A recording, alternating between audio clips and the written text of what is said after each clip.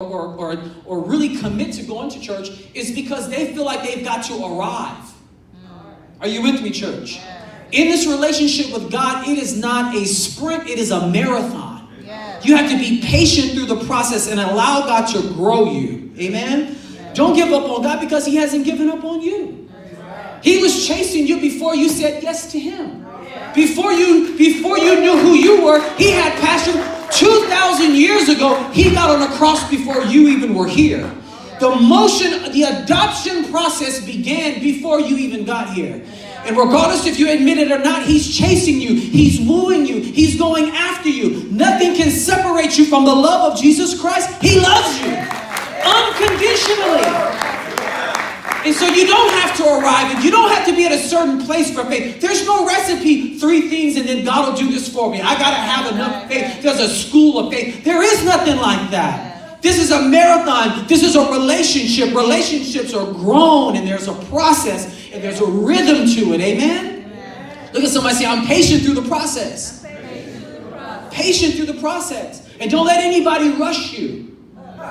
How come you ain't got enough faith? Well, your relationship with God is not my relationship.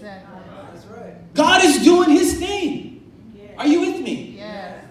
He's taking His time. He's building this thing.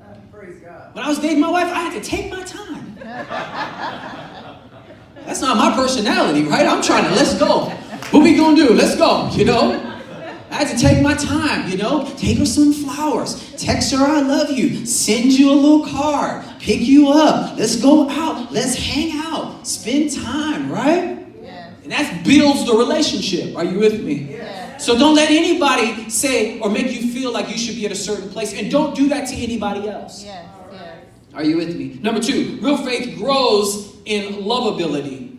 And that's exactly where what I was just saying leads into that. The second part of verse 3 says, and the love of every one of you all abound toward each other. He said that in verse 3. So he sees in this community of church that people are loving on each other.